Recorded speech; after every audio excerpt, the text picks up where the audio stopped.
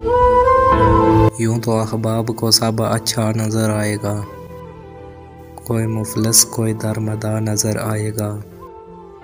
फिर तुम्हें मेरी अज़ियत की समझ आएगी, जब कोई ख्वाब तुम्हें आधा नज़र आएगा।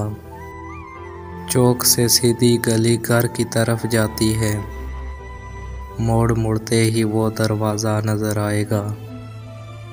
तुम मेरी आँख से दुनिया को अगर देखोगे, फिर मोहब्बत में भी हमेशा नज़र आएगा।